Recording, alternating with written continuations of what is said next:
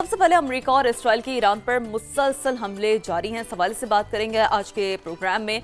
ईरानी बाजारों ने इनकलाब के जवाब में मशरिक़ वस्ता की सूरत-हाल तेजी से बदलती हुई नजर आ रही है। इसके साथ साथ सऊदी तैयारों की ईरान में 13 तिबी मराकज़ समेत यानी कि अस्पतालों को भी नहीं छोड़ा, 105 अवामी मकामात पर बमबारी की गई है।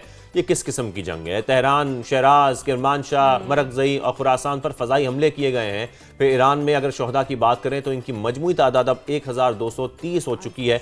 ईरान का फिर 20वां जवाबी वार भी सामने आया। बिल्कुल ऐसा ही है। ईरान मुसलसल जवाब दे रहा है। 20वां राउंड इसे तस्वुर किया जा रहा है। पासदारान इनकलाब की इसराइल पर मिसाइलों और ड्रोन्स की बरसात जारी है। बिलखुसूस खैबर शिकन मिसाइल से नुकसान के हवाले से भी आपको बताएंगे।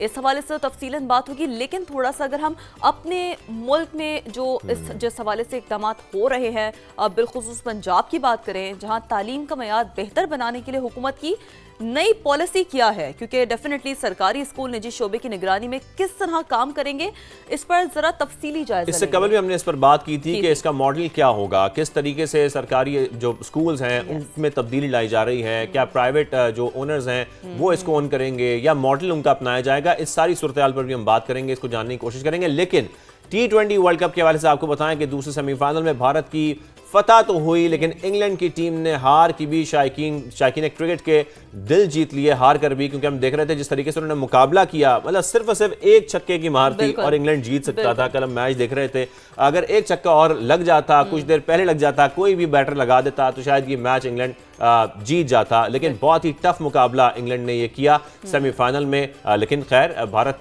इस मैच में जीता है और फिर अब फाइनल में जा चुका है। Cricket is all about this sir. Definitely जो आपने बात की ना, शाहजेब के हार कर भी दिल जीत लिए। बहरहाल ये सब और दीगर खबरें भी शामिल होंगी, लेकिन सबसे पहले हम जंग की बात कर लेते हैं। जो ताज़ा तरीन सूरत हाल है, तमाम मुसलसल सिचुएशन रूम से अपने नाज़रीन को अपडेट कर रहा है। तो मशरिक़ वस्ता में जंग के भड़कते शोलों की बात करें जो तेजी से फैल रहे हैं, और ईरान के खिलाफ अमेरिका और इसराइल की जारी है। सेहूनी तैयारों ने 13 तिबी मराकज़ समेत 105 अवामी मकामात को निशाना बनाया, विच इज़ हाईली अनफॉर्चुनेट, क्योंकि ये वो आबादी है जहाँ पर सिविलियंस हैं। बच्चों को निशाने से पहले भी हमने देखा कि बनाया गया। तेहरान, शिराज, किरमानशाह और मरकज़ी और खुरासान समेत मुख्तलिफ इलाकों पर फ़िज़ाई हमले भी जारी हैं। हम गजा में भी ऐसे ही सूरत हाल देख चुके हैं कि गजा में भी जिस तरीके से अस्पतालों को निशाना बनाया जाता था, सिविलियन आबादी को निशाना बनाया जाता था, वो कुछ ऐसी ही सूरत हाल अब हम ईरान में देख रहे हैं कि जिस तरीके से ईरान पर हमले किए जाते हैं तो टारगेट अस्पतालों को किया जा रहा है, तिबी मराकज़ को किया जा रहा है। पता नहीं किस किस्म की इंसानियत तो है ही नहीं। खैर, तो ईरान में अब शोहदा की जो मजमूई तादाद है उस हवाले से भी आपको बताएं कि ये 1200 से ज़ायद हो चुकी है। इसराइल ने लबनान के दारुल हुकूमत बैरूत पर भी बमबारी की है। अमरीकी सदर ट्रंप की अगर बात करें तो उन्होंने ईरानी इंकलाबी गार्ड्स, फौज और पुलिस को हथियार डालने की वार्निंग दी है। ईरानी सफारतकारों को भी सियासी पनाह लेने का मशवरा दिया है। फिर अमरीकी सेंटकॉम यानी कि सेंट्रल कमांड की अगर बात करें तो उन्होंने ईरानी ड्रोन हमलों में 86 और बैलिस्टिक मिसाइल हमलों में 90% कमी का दावा भी उनकी जानिब से किया जा रहा है। क्योंकि देखें, जब भी जंग का माहौल होता है तो ये जो दावे होते हैं, ये स्टेटमेंट्स होते हैं, बड़ी अहमियत के हामिल होते हैं। लेकिन अगर ईरान की बात करें तो ईरान में 200 अहदाफ को निशाना बनाने और B-2 तैयारों के बैलिस्टिक लॉन्चर्स पर 2000 पाउंड के दर्जनों बम गिराने का भी बताया गया है। दूसरी जानिब ईरान ने इसराइल पर 20वां हमला किया है। बाज़ारान इनकलाब ने सेहूनी रियासत पर मिसाइलों और ड्रोन्स की बरसात कर दी है। तो भरपूर तौर पर जो ईरान है वो रिएक्ट कर रहा है, रिटेलिएट कर रहा है और कोशिश कर रहा है कि डेफिनेटली जो जवाबी हमले हैं वो जारी रखें। बिल्कुल, तो ये तो हम देख रहे हैं कि खैबर शिकन मिसाइल भी दागे जा रहे हैं। आयरन डोम ईरानी मिसाइल रोकने में मुकम्मल नाकाम हो गया है। जितनी तादाद में ईरान की तरफ से मिसाइल फायर किए जाते हैं, जब मुतादिद मिसाइल वहां पर जाते हैं तो हम ये देखते हैं कि उसको इंटरसेप्ट करना भी इसराइल के जो डिफेंस सिस्टम है उसके लिए बहुत मुश्किल हो जाता है। 4 लेयर्स का ये डिफेंस सिस्टम है, उसमें हम बात करें अगर तो थर्ड भी है, लेकिन उसके साथ साथ भी हम देख रहे हैं कि आयरन डोम मुकम्मल नाकाम होता जा रहा है, क्योंकि वहां पर हिट कर रहे हैं अपने टारगेट को ईरान भी। मुख्तलिफ इमारतों को कामयाबी से निशाना बनाया गया ईरान की तरफ से। मशरिक़ वस्ता में भी अमरीकी तनसीबात भी ईरान का हदफ है। फिर बहरीन के दारुल हुकूमत मनामा पर भी ड्रोन से हमला किया गया है। इराक की बात करें तो इराक में अमरीकी कंपनी के ज़ेर इंतजाम जो ऑयल फील्ड है उस पर भी हमला किया गया है। मुख्तलिफ जो ऑयल फैसिलिटेशंस हैं, ऑयल फैसिलिटी है, वहां पर ईरान की जानिब से हमले किए जा रहे हैं, ये भी हम देख रहे हैं। साथ में यानी कि ईरान बाकायदा तौर पर इक्तिसादी जो नुकसान है वो भी पहुंचा रहा है इस वक्त। फिर हम अगर देखें तो बसरा में अमरीकी F-35 तैयारा गिरने की भी कुछ इतला सामने आ रही हैं। तो ये वो सारी खबरें हैं जो इस वक्त इस कशीदा सूरत हाल से जुड़ी हैं, इस जंग से जुड़ी हैं, और हम कोशिश करेंगे कि मुसलसल आपको इस हवाले से आगाह भी करते रहें। तो मशरिक़ वस्ता में क्या हो रहा है, हर बदलती सूरत-हाल पर सिचुएशन रूम से हम आपको मुसलसल अपडेट कर रहे हैं। तो बहरीन में इसराइली सफारत खाने पर ईरान का हमला और मनामा में फाइनेंशियल हार्बर टावर को निशाना बनाया गया। ईरानी मीडिया के मुताबिक फाइनेंशियल हार्बर टावर में इसराइली सफारत खाना कायम था, यानी कि बहुत स्ट्रैटेजिकली शाज़ेब ईरान जो अपने टारगेट्स है उन्हें निशाना बना रहा है। बिल्कुल, इसके साथ साथ अपने नाज़रीन को ये बताएं कि ईरान में स्कूल पर जो हमला हुआ, अमरीकी फौज ने यह हमला किया। न्यूयॉर्क टाइम्स की तहकीकात में इंकशाफ हुआ है, जिस वक्त स्कूल पर हमला हुआ अमरीकी फोर्सेस उस इलाके पर हमला कर रही थी और अभी ये तय नहीं हुआ कि स्कूल पर बमबारी गलती थी या जानबूझकर किया गया। न्यूयॉर्क टाइम्स के मुताबिक स्कूल की इमारत पहले नेवी बेस का हिस्सा थी, ऐसा कहा जा रहा है। ऐसे इंकशाफात हुए न्यूयॉर्क टाइम्स के हवाले से आपको बता रहे हैं।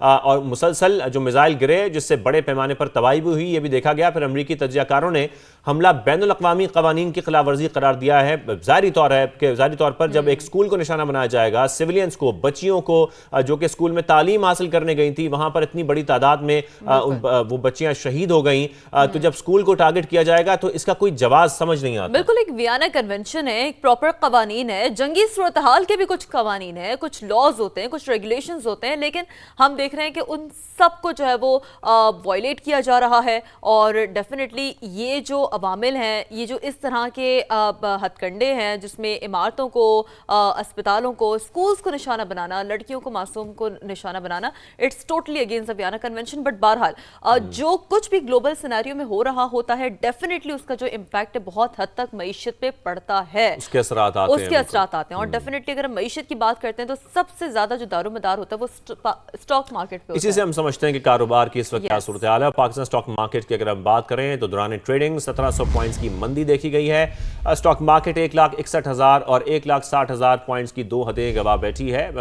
जो मार्केट की ताज़ा तरीन सूरत हाल है वो हम जान लेते हैं। हमारे नुमाइंदे रिजवान आलम हमारे साथ हैं। रिजवान, आज मंदी देखी जा रही है, कैसे देख रहे हैं आप मार्केट को? शाहजेब, आज स्टॉक मार्केट में जो है मजीद मंदी के बादल गहरे होते हुए नजर आ रहे हैं हमें। स्टॉक मार्केट में कारोबार का आगाज तो 225 पॉइंट की तेजी के साथ हुआ था, लेकिन उसके बाद तदरीज मार्केट में मंदी के जो असरात हैं वो ज्यादा होते चले गए। अब इस वक्त मार्केट में 2132 पॉइंट की मंदी है। मार्केट 1,60,000 और 61,000 पॉइंट की हद कमा बैठी है। 100 इंडेक्स 1,00,000। बिल्कुल, जैसे कि आप बता रहे हैं, पाकिस्तान स्टॉक मार्केट मुस्बत आगाज के बाद मंफी जोन में चली गई है। पाकिस्तान स्टॉक मार्केट में दौरान ट्रेडिंग 1700 पॉइंट्स की मंदी देखी जा रही है। स्टॉक मार्केट की ओवरऑल अगर हम बात करें तो तकरीबन ये बताया भी जा रहा है कि स्टॉक मार्केट 1,61,000 और 1,60,000 पॉइंट्स की दो हदें गवा बैठी है। तो ये वो इम्पैक्ट है जो इस वक्त हम एशिया की जो दीगर स्टॉक मार्केट्स हैं उस पर भी देख रहे हैं कि मुख्तलिफ स्टॉक मार्केट्स में मंदी देखी जा रही है। उस तरीके से जो बिजनेस है वो नहीं हो पा रहा है और उसी का जो हम रुझान है वो मंदी में देख रहे हैं मुख्तलिफ मार्केट्स पर। पाकिस्तान में कुछ ऐसी सूरत हाल हम देख रहे हैं कि कुछ मुस्बत आगाज होता है लेकिन उसके बाद फिर मंदी में चली जाती है।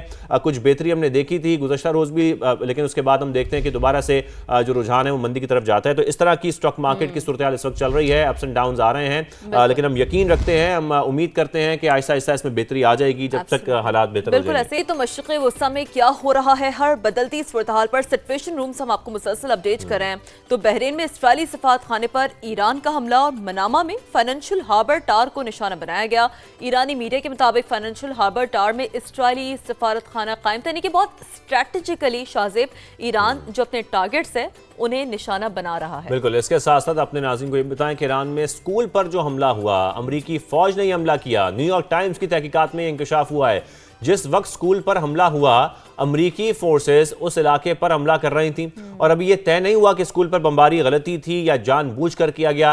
न्यूयॉर्क टाइम्स के मुताबिक स्कूल की इमारत पहले नेवी बेस का हिस्सा थी, ऐसा कहा जा रहा है। ऐसे इंकशाफात हुए न्यूयॉर्क टाइम्स के हवाले से आपको बता रहे हैं। और मुसलसल जो मिसाइल गिरे जिससे बड़े पैमाने पर तबाही भी हुई, ये भी देखा गया। फिर अमरीकी तज्जियाकारों ने हमला बैनुल-अक़वामी क़वानीन की खिलाफ वर्जी करार दिया है। ज़ाहिरी तौर पर जब एक स्कूल को निशाना बनाया जाएगा, सिविलियंस को, बच्चियों को जो कि स्कूल में तालीम हासिल करने गई थी, वहां पर इतनी बड़ी तादाद में वो बच्चियां शहीद हो गई, तो जब स्कूल को टारगेट किया जाएगा तो इसका कोई जवाब समझ नहीं आता। बिल्कुल, एक वियना कन्वेंशन है, एक प्रॉपर कवानीन है, जंगी सूरत हाल के भी कुछ कवानीन है, कुछ लॉज होते हैं, कुछ रेगुलेशंस होते हैं, लेकिन हम देख रहे हैं कि उन सबको जो है वो वायलेट किया जा रहा है। और डेफिनेटली ये जो अवामिल हैं, ये जो इस तरह के हथकंडे हैं जिसमें इमारतों को, अस्पतालों को, स्कूल्स को निशाना बनाना, लड़कियों को, मासूम को निशाना बनाना, it's totally against the Vienna convention. But बहरहाल जो कुछ भी ग्लोबल सिनेरियो में हो रहा होता है, डेफिनेटली उसका जो इम्पैक्ट है बहुत हद तक मईशत पे पड़ता है, उसके असरात आते हैं। और डेफिनेटली अगर हम मईशत की बात करते हैं तो सबसे ज्यादा जो दारोमदार होता है वो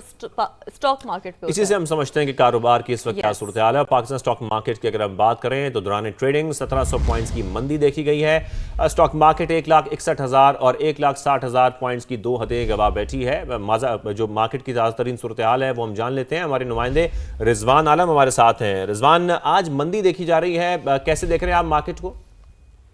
शाहजेब, आज स्टॉक मार्केट में जो है मजीद मंदी के बादल गहरे होते हुए नजर आ रहे हैं हमें। स्टॉक मार्केट में कारोबार का आगाज तो 225 पॉइंट की तेजी के साथ हुआ था, लेकिन उसके बाद बतदरीज मार्केट में मंदी के जो असरात हैं वो ज्यादा होते चले गए। अब इस वक्त मार्केट में 2132 पॉइंट की मंदी है।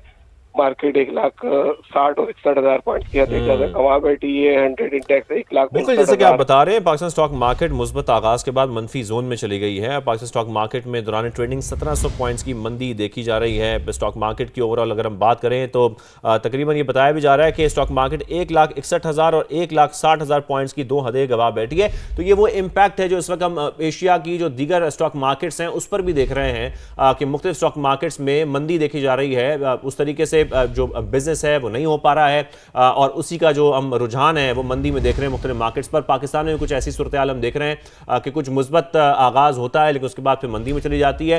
कुछ बेहतरी हमने देखी थी गुज़श्ता रोज भी, लेकिन उसके बाद हम देखते हैं कि दोबारा से जो रुझान है वो मंदी की तरफ जाता है। तो इस तरह की स्टॉक मार्केट की सूरत हाल इस वक्त चल रही है। अप्स एंड डाउन आ रहे हैं, लेकिन हम यकीन रखते हैं, हम उम्मीद करते हैं कि आहिस्ता आहिस्ता इसमें बेहतरी आ जाएगी जब तक हालात बेहतर हो जाएंगे।